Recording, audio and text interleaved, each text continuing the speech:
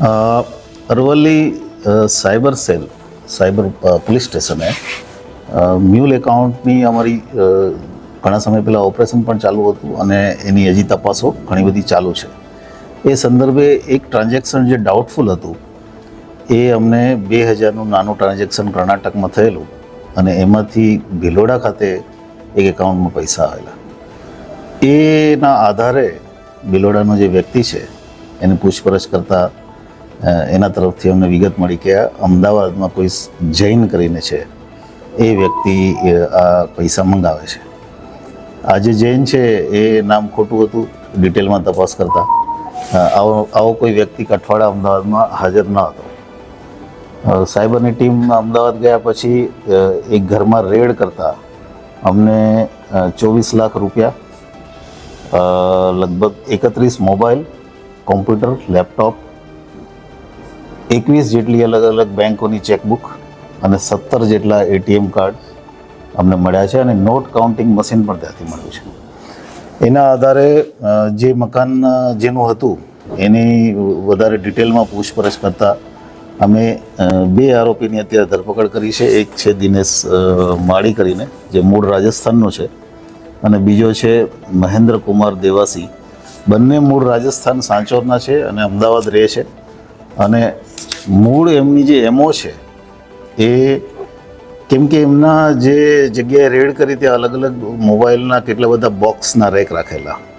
એની એમો હિન્દીમાં Instagram post બનાવી અને ઓલ ઇન્ડિયામાં લોકોને સસ્તા ભાવે મોબાઈલ આપી અને એ મોબાઈલથી એનાથી ટ્રાન્ઝેક્શન પૈસા મેળવી, વિશ્વાસ કેળવવાનો, પછી પૈસા મેળવવાના અને પછી પોતાના મોબાઈલ બંધ કરી દેવાના. એ જે પૈસા મેળવવાના છે અલગ અલગ એકાઉન્ટ માટે થઈને આ ઉપયોગ થતો હતો.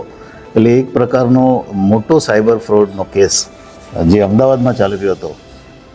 31 મોબાઈલ અલગ અલગ કામોમાં એણે ઉપયોગ કર્યા છે. એક પ્રકારનું કોલ સેન્ટર પણ ત્યાં ચાલુ હતું.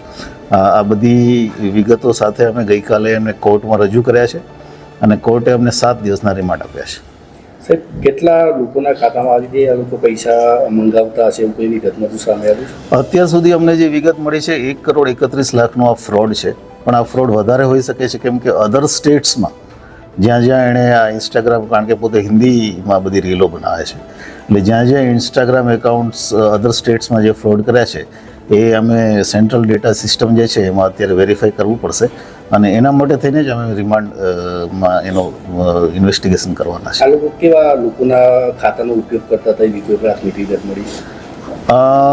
અત્યાર સુધી એના જે ઇન્ટ્રોગેશનમાં જેટલી વિગતો મળી છે એમાં કોઈ પણ લોકો જે સામાન્ય લોકો હોય, ખાસ કરીને નાની મોટી મજૂરી કરતા હોય, ચાની લારી ચલાવતા હોય અને એમને 10% આપી દેવાનું અને ત્યાર પછી બાકીના પૈસા પોતે લઈ લેવાના, આ પ્રકારની નિયમો હતી. આવા લોકોનો સંપર્ક કરતા હતા કેવી રીતે? કોઈને કોઈ રીતે વાયા ક્યાંક કોઈ નજીકમાં નોકરી કરતો હોય, કોઈ એનો ફ્રેન્ડ હોય, આખી સ્કીમ બનાવેલી MLM ટાઈપની કે તું 4 બીજા એકાઉન્ટ લઈ આવ તો અમે તને આમાં પણ કમિશન આપશું, એમ કરીને એણે આખું આ નેટવર્ક ઊભું કર્યું છે.